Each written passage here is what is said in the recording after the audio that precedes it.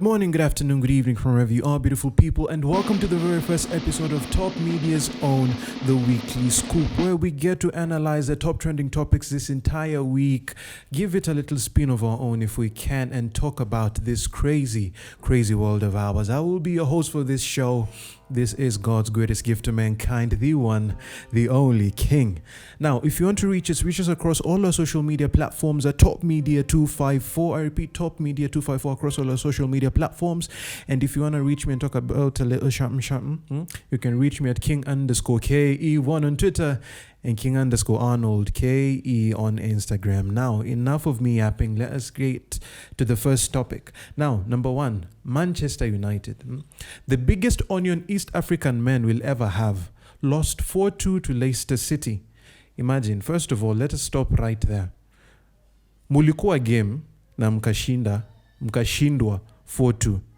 I wonder, were these 4 goals scored during the halftime break or something? We do not understand. And now fans are calling for Ole out. People want a new manager for the team, of which I really cannot blame them.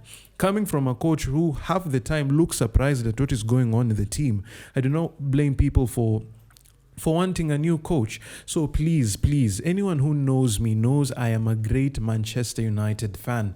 I will always want the best for Manchester United. And since I do not have someone I can call my significant other, Manchester United is now my girlfriend, and I want the best for my girlfriend. Please give us someone better, I ask you, to pair someone better. And let us not forget, that game we were disadvantaged. It was 12 versus 10. How do you allow Leicester City to play, to have 12 players? That is totally not fair. Kwa sababu, if you're really speaking the truth, Harry Maguire wasn't playing for us. Let's just speak the truth. Harry Maguire was a Leicester City player that day. Kwa sababu, I do not understand how he allowed a goal to go in. And this only goes to show the bad choices made by the manager, because you put a player who has only been to one practice after injury. Anyway, I will stop with all that football talk till later, but please give us a new manager. We want a new manager, and I am hinting at Zinedine Zidane, so I will not speak much on it. Now, number 2, the second topic I want to talk about is our great Governor Alfred Mutua. Now, those are hashtag trending, Governor Mutua exposed, and it got me curious. Why are people talking about Governor Alfred Mutua? And delving deep into it, now there's this human being, Boniface Mwangi, quote-unquote activist. And let me stop there for now. He shared pictures of Lillian with Giuliani, and that caused a bit of a stir on the internet, because you all remember Governor Sonko? You remember that socialite of ours? Now, he came out to talk on those pictures were shared by Boniface Mwangi, because the gist of it, he said that you are now endangering the life of Giuliani. And this had a lot of people talking, and even had Lillian Ngugi a bit worried. Why is Giuliani's life in danger? Why is his life in danger? Is there going to be an attempt at his life? Is Alfred Mutua the jealous ex? A lot of questions were swimming around. And all this because of our socialite who decided to speak on it. And there was a back and forth exchange between Boniface Mwangi and Governor Sonko. But now people started looking into the life of Governor Mutua. Is this the second failed marriage I hear? That must be hard, bruh. Kila time kwanza uliibiwa na de mwingine, and now ndio tena mwingine umekuliwa wife. It must be difficult. So what I will advise you, our great governor, tafadhali, just keep it on the low. Continue developing your county. Do not even speak. Wait for the next election period and run for president, although we all know you're not going anywhere with that. But please keep things on the down low, because people are saying you cannot talk to people, you cannot address men when you do not have a wife. According to Kamba culture, you cannot address men if you do not have a wife, if you cannot even keep a wife, which is sort of embarrassing for him. Now, do you people know the Ndicho twins?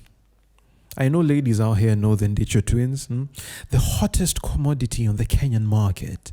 The Ndicho twins. People have been on their case and their balls for the longest time. And there's a bit of controversy earlier this week. Now, a video surfaced again by Boniface Mwangi showing an altercation between involving the twins. Now, it was seen there was a struggle between them and certain females, and to be honest, I really do not know what went down, and I do not want to comment on their character because I believe I will be out of context, not knowing what happened before and what happened after. Now, but the lady, possibly one who was involved in that altercation, came forward and said that after politely declining the advances of the Ndicho twins, they attacked us violently. They saw that we are not people who you should say no to, and they attacked us violently. Imagine, and they brought in the issue about the murder earlier this week. The name escapes me, but I think you all know what is Tirop or something of the sort. I can't remember, but you all know what was being spoken about, the murder that happened this week by the husband, and they brought it up. Now, let me state first of all that I am against gender-based violence. I am against men putting their hands on women. I am against women putting their hands on men. None of that should be tolerated. But then again, I know I will probably receive a lot of criticism for this, but I will say, in light of recent events, I will not believe the word of the woman first.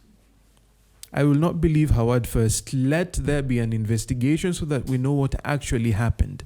Let the full CCTV footage be released so that we know what actually happened, because we have seen that, I am even having a hard time saying this, we have seen that women will lie to suit their purposes. Now, before you say I am saying this without having any evidence. Now, remember, earlier on this year, there was a man who was released from prison after his daughter came forward saying that the claims of him raping her were false. Now, how did this come about? The mother, the wife to that man, made a plan with the daughter to accuse the man of raping the daughter so that this man would be imprisoned. And it actually worked. This man was in prison, but the conscience of the daughter was weighing heavy on her, and she decided to go forward and say the truth, that it was a lie. He did not rape me, but this was a plan my mother came to me with. Now, that aside, remember that issue with the Bolt driver. Females released a video, the women in the taxi released a video saying that this man was harassing them. And there was a whole hashtag going around that a Bolt should be cancelled and all that. Now, what we did not know is that this man was also recording footage. There was a dashboard camera and also footage from his phone. And we see these women were the aggressors. They were involved in the altercation. They were the ones who actually caused that entire situation. So tell me, please tell me, help me understand how I will believe you first. Not even that far back. Again, another story. A woman accused the husband of trying to rape the sister. Imagine. So, in short, the life of men is in the hands of women, because if you take this to court, if you take this to the police station, the women are going to be believed first. We will always be looked at as the aggressor. So, at this point, I will say, please, show me evidence. But until then, I will not crucify this man for something I did not know if it happened as they say it did, because we know you will lie to suit your purposes, to have things tipped in your favor. So please, release the footage, let the police investigate the matter, and when there's a conclusion, they will be convicted if it is a lie. But I will not crucify this man. And that is the point where I have a problem with Boniface Mwangi. You are here releasing videos and perpetuating a narrative that we really do not know if it's true or false. And while we are still on the issue of Boniface Mwangi, we see that his house was allegedly bombed, and he blames Governor Alfred Mutua for it. So he recorded a video of himself saying that he blames Alfred Mutua, and in that video he also calls him a rapist, a molester, an abuser. Now, Boniface Mwangi as an activist,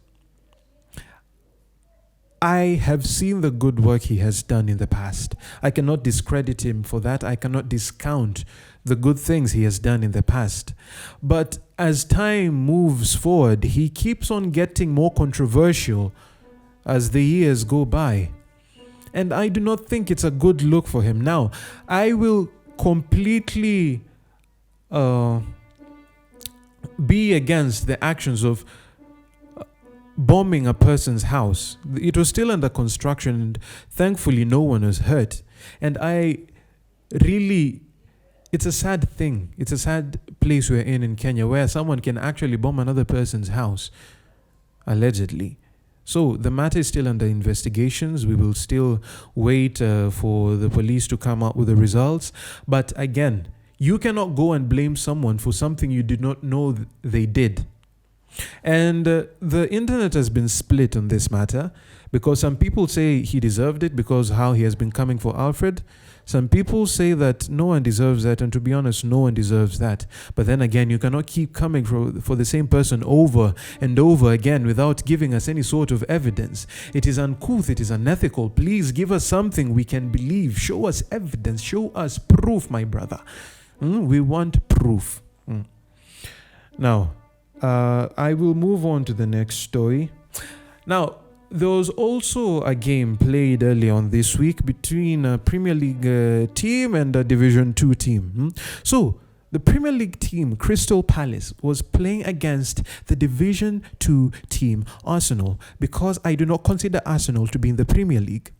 And surprisingly enough, it ended in a 2-2 draw. Arsenal, let us just make things clear. Arsenal went to a witch doctor, because that is the only way you can explain them winning games and them even drawing games. They went to a witch doctor and took some of the mojo that Manchester United have, because this is not the Arsenal we are used to. This is not this. We want, bring us back the old Arsenal. The Arsenal that lost each and every game they were playing. Every other game they were losing. That is the Arsenal we want. We want someone we can mock. Please give us someone we can mock. But kusema ukweli, kwa mtu Kenya na respect Arsenal, kama wewe ni fan wa Arsenal, just change teams. Change teams is the best thing for you. K-pop group Twice celebrated their 6th anniversary earlier this week. That is the 19th of October 2021. And for those who have not heard of Twice yet, it is a girl group comprising of 9 girls. And to be honest, when I saw this trending, I had to look them up. But I'm down with the sort of music. And icing on the cake, I mean, those chicks are super cute. Like, man, wow. If you ever watch this, I want to say that I have a crush on all 9 of you. You're cute, you're beautiful. Please come to Kenya. I will appreciate you coming to Kenya. But they celebrated their 6th anniversary on the 19th of October 2021, and all I can say is you have achieved a lot thus far, and I hope you keep on achieving more. And if you have not heard their music before, please go on to YouTube and all your internet, wherever, and search for Twice. Listen to their music. It's pretty dope. You might like it, you might not like it, but it's the same for all art forms. To the next. This is good news for all Kenyans. You saw the smile that came on my face. Now, during our Mashujaa Day celebrations, and for anyone watching us in the diaspora who does not understand what Mashujaa is, this is like Heroes Day. We celebrate our heroes, both past and present. And during those celebrations, Mr. Jaden, Mr. Dimple Boy, our esteemed president, lifted the curfew. Now, for those who did not know, Kenya had a 10 to 4 a.m. curfew, and so many things were affected by this. Businesses, the type of life people lived. But on the plus side, some people enjoy this, like some children got to know their fathers. They saw their fathers' faces for the first time. Wives got to bond with their husbands. Husbands even remembered they had wives at home. But Mr. Jaden changed things. He released us from this bondage that we were in. And just like Moses, he has led us into the promised land, the land of no curfew. Now, this will affect a lot of people. Number one, some wives will have to say goodbye to their husbands because people are going to start coming back home at 12 or even at 3. And to be honest, I will tell you the truth. Since it was a Wednesday and it was a holiday, some people left home. And the way those people left, they will be seen again on Sunday evening because they have work on Monday. Other people who are affected are the police, because you must understand that for the police, this was the best time for them to conduct their business. The police were expanding their business. You cannot count the number of 50 shillings note that were passed into the hands of the police officers in Kenya in order to prevent yourself from being arrested for breaking curfew rules. But again, it is what it is. Some children will also forget the faces of their fathers again. But on the plus side, the curfew imetolewa. We are happy. Thank you, Jaden. Keep on doing what you're doing. We appreciate you, my man. Now, back to Manchester United. Now, if you will complain that I am talking about Manchester United twice, then please complain on your own. Come at me again when you know of a team that has as much prestige as Manchester United has, that has as much history as this team has. This team is great. This team is the best. And it will be the best again once we get a new manager. But before I go there once again, we had a game with, I think, Atalanta, Champions League game with Atalanta. And we won. Yes, my friends, we won 3-2. It was a 3-2 win for Manchester United. But for a minute there, Manchester United had us a bit worried because you must remember that at halftime, we were 2-0 down. 2-0 down, and we saw a repeat of what happened with Leicester City. But Manchester United ni nani? Rashford scored our first goal after the break, and then the Leicester City player Harry Maguire scored the equalizer, and I think it was important for him to score the equalizer because you kind of let us down against Leicester City. Not kind of, you completely let us down against Leicester City, and you had a lot to make up for. You have not made up for it, but you're on your way there. And then, lastly, the greatest player of all time, Cristiano Ronaldo, CR7, scored the winning goal for our team. Now, for every other person who had said that Cristiano Ronaldo was too old to play in the Premier League again, eat your words. So Cristiano Ronaldo scored for us, yes, us, Manchester United, the winning goal, and we are back to winning ways. But we have not forgotten about you, Ole Gunnar Solskjaer. Kusema ukweli, I cannot say his last name, but Ole, we have not forgotten about you. We want a new manager as Manchester United. We want a new manager. And I propose that we get Zinedine Zidane because he has been on the cards for a long time. But right now, feel ni kama Manchester United is like that guy who you meet at a party that will keep on throwing line after line, pick-up lines, try and get you. Like, hey, Zidane. And then Zinedine is like, oh, hey, United, what do you want? Aren't you tired, Zidane? Tired of what? Aren't you tired of running through my mind?